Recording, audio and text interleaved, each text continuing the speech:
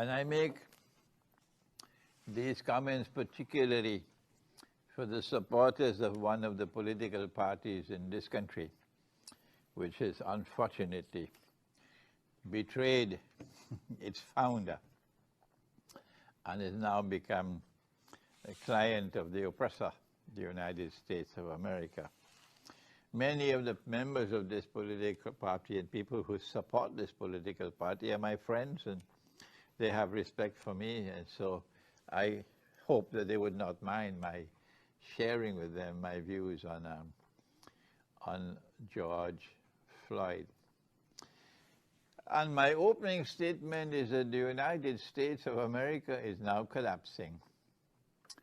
And we, the rest of the world, who have been badly beaten and brutalized and oppressed by the United States of America for years and years and years and centuries,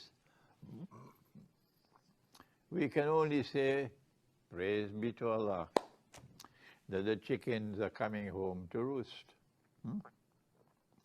That they who have been oppressing mankind for so long are now collapsing. And their own children, the people of the United States of America themselves, regardless of color and race and religion, are all rising up now in an insurrection that is causing the power structure to shake and shiver in the United States. This is Allah's kindness. We thought that they had been brainwashed. We had given up hope for them.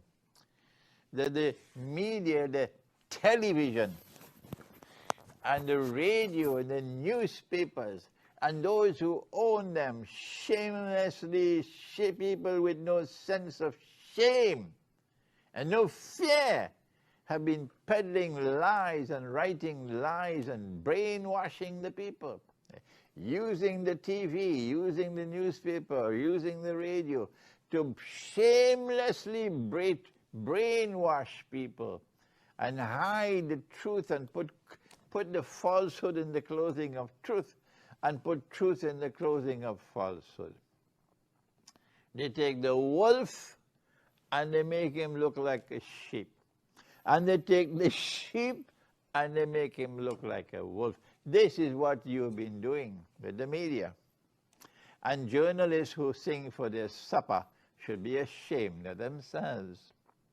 And so we who have suffered all these years from American oppression, particularly in Venezuela, now we say, thanks be to Allah.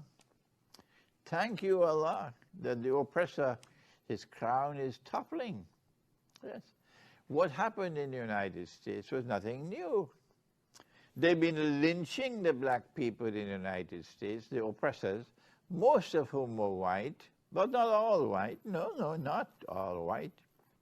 And a larger number of white people in the United States are now recognizing the truth and coming over to support the oppressed.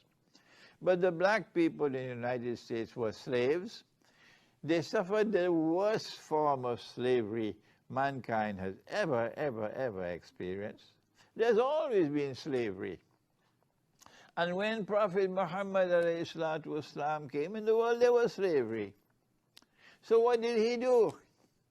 He never abolished slavery. No. He said, before you seek to dismantle slavery, before you do that, you must recognize the humanity of the slave.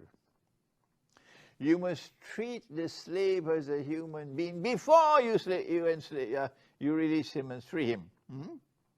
So these were his golden words. Tell this to Washington. He said, give your slave the food to eat that you eat yourself. Tell that to Washington. He said, give your slave to wear the clothes that you yourself wear.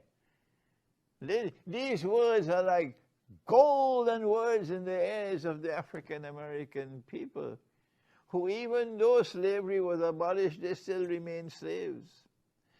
An unequal society. there is a discriminatory way of applying power.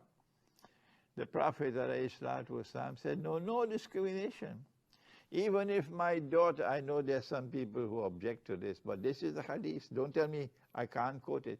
He said, even if my daughter Fatima were to steal, cut off her hand. Now you can't tell me what hadith I can quote and what I cannot quote, so shut up. He said, if my daughter Fatima were to steal, cut her hand. These are golden words of the Prophet. Golden words.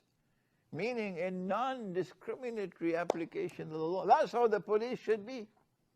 Not that you must be the police of Pharaoh, that you will protect the oppressor. That's what the police have become in the United States.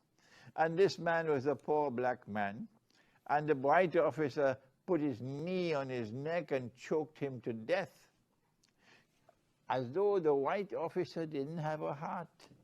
He had the heart of a beast, and the other officers who were around him watching him, they had lost the heart of human beings. They'd become the hearts of beasts. And how do we explain this? The Quran explains it. The Quran says this is Gog and Magog. And this is a subject I was explaining during Ramadan when I ran out of time with Eid. So when I come back, inshallah, next week, we'll have the session for your telephone calls from wherever you are in the world.